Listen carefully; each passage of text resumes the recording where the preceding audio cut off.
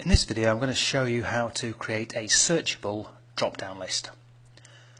So I use data validation drop-down lists all the time. You know, this thing where you can use data validation to choose something from a list. Boom, brilliant, absolutely fantastic. So this drop-down list here is created from these cells over here, just using a simple data validation. I'm not going to show you how to do that, I'm sure you already know. But here's the problem. If you've got a very long list, sometimes it can be difficult to find the value you're looking for. This isn't a particularly long list, but imagine there was 1,000 names on here. This is made even harder if you don't know exactly what you're looking for. Imagine if I'm looking for somebody Winfrey. I don't know their first name, I'm looking for somebody Winfrey in a list which is sorted by first name, and that's going to be really difficult. Oh, there they are. Now, this list initially looks the same. Yeah, it's just a drop-down list. But this one's different. This one I can type in. And once I've typed in there, it's going to narrow down my search to just looking for the things I'm interested in. If I'm a bit more wide-ranging, it's going to look for all of the names that contain the word, in this case John. So Boris Johnson, Elton John, etc., etc. Whatever I type in here, it's going to look for all of the names that contain that particular letter, making it much easier to find what it is that I'm looking for, especially if you've got 1,000 names. So, how do I do it? I'm going to get rid of this and start again. The good news is here that I didn't use any VBA, I didn't use any array formulas, and I didn't use any ActiveX components. This is all just done with data validation and some old-fashioned formulas. First formula I'm going to use is the search formula. I'm going to give myself a target. So equals search. The find text I'm going to look for is this in D2, which I'm going to lock down by using the F4 key, keyboard shortcut. Within text, G2, and close that off. It doesn't find John within Angelina Jolie, so therefore it returns value. But if I copy this one down, you'll see that some of these, Boris Johnson, does contain John, so it returns a number. It returns the number 7, incidentally, because it finds it in the 7th character position. So 1, 2, 3, 4, 5, 6, 7, it finds the word John.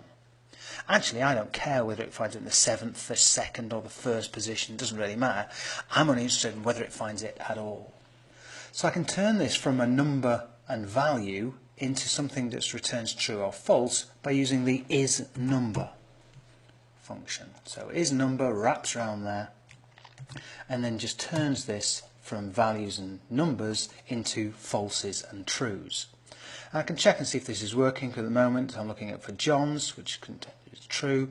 If I look for a different search term, you'll see that changes, and Ki is found in Ban Ki-moon and Jackie Chan. So that seems to be working so far. I want to take this a little bit further and turn these falses and trues into some other numbers by using an if wrapper. So I'm putting an if at the start of that. I'm going to change these into, to begin with, 1s and 0s. So you can see now I've got a 1 and a 0. Now I'm getting closer to what I actually want. What I actually want in terms of this is not 1, 1, 1, but I want 1, 2, 3, 4. Yeah? Now, so I want this to increment every time it finds a match for my text. Now, there's lots of ways of doing this. My preferred method is to change this from a 1 and use the max function. Using the max function here, and I'm going to check the range between H1 and H1. And then I'm going to lock down the first of those H1s by using F4 so that the first one is locked, the second one is not. And then when I'm looking at that range, I'm going to add the number 1. Okay, so what does that do? Well, what this means is if I just autofill this down just one position, if I'm looking at it here, it says, okay, if this is true, which it is, then give me the max of this range. So everything in this range here, which it evaluates to a 0, and then add 1, so therefore it gives me the number 1. When I autofill it down a little bit further, if I look at this cell here, it says, if this evaluates to true, which it does, give me the max of this range here, the max of that range of course is 1, add 1 to give us 2, and so on and so forth all the way down, giving me every time it finds a match, it increments up by 1. Now we're getting somewhere. and move this column along from where it is at the moment to the other side because I want it to be on the left or leftmost. That should give you a clue as to the next function I'm going to use. And we're then going to use this column to create a dynamic list over here in column I. Before I do that, I just want to show you another function which you're going to use as part of this, the rows function, equals rows, and then this basically just counts the number of rows in a given array. So if I start this in cell I1, I2, which is the one I'm currently in, through to I2, and then lock the first of those I2s down by using F4, and enter that, it just says, well, I2 to I2, that's one row high. If I follow it down, this one says I2 to I3, that's 2 high, etc., etc.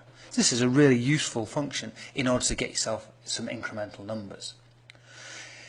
It's not useful on its own, of course, it's only useful if you use it in conjunction with other functions. And I'm going to use, as some of you probably guessed, the VLOOKUP function here. So I'm going to wrap a VLOOKUP around here.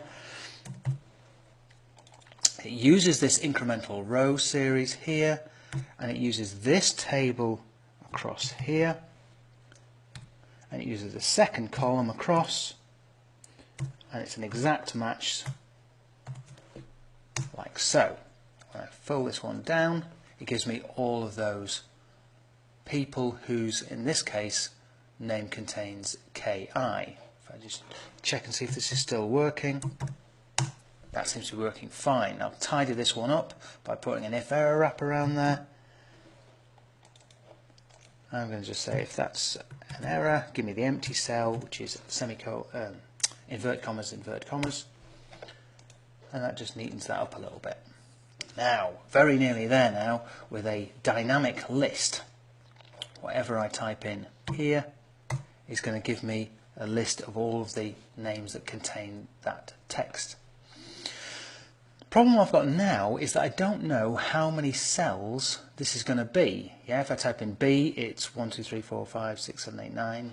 If I type in Tiger, it's 2. If I type in John, it's 4, etc., etc.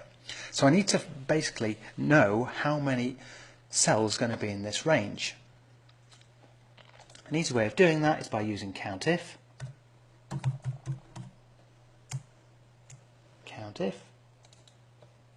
And the range I'm going to look at is I2 to I whatever,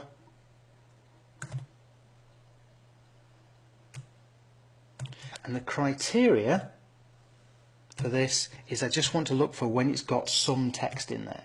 So a nice easy way of looking for some text is to use inverted commas, question mark, asterisk, inverted commas. So that's just basically saying is equal to something of a text string. So that's going to evaluate to the number 4 as I'm changing this. That will change automatically. Now we're going to use this as part of the offset function. So offset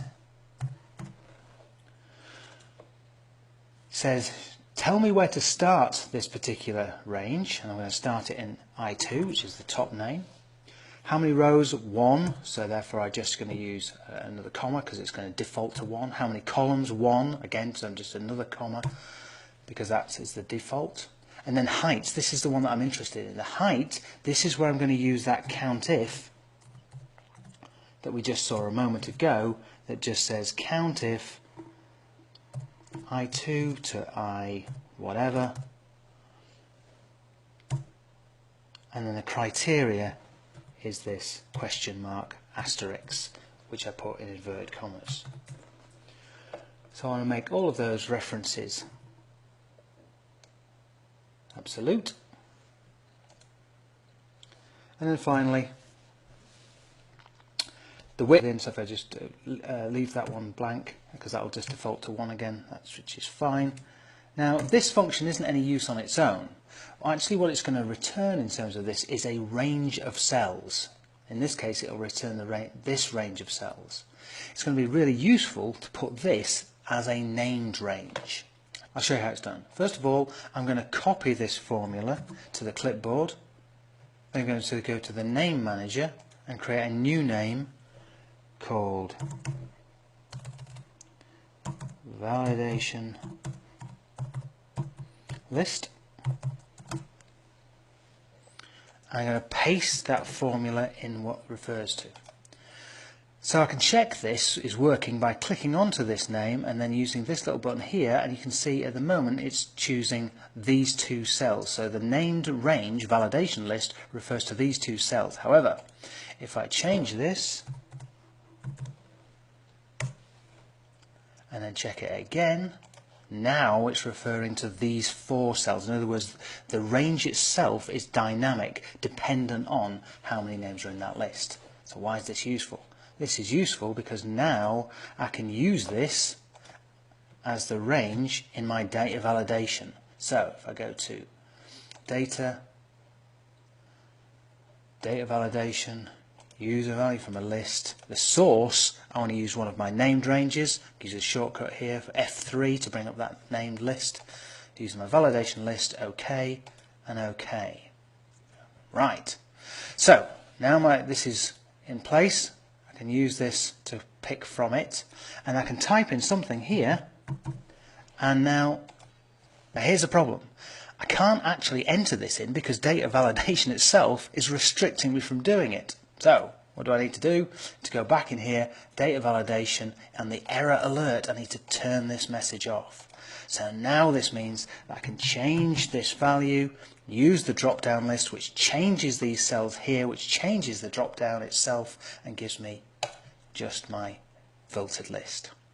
So that's how to create a searchable drop down list. I should point out that I got a lot of the ideas from this from Your Excel Nerd, which is a YouTube channel that you should check out. It's got some great stuff on there. Anyway, I hope this has been useful. Thanks for watching.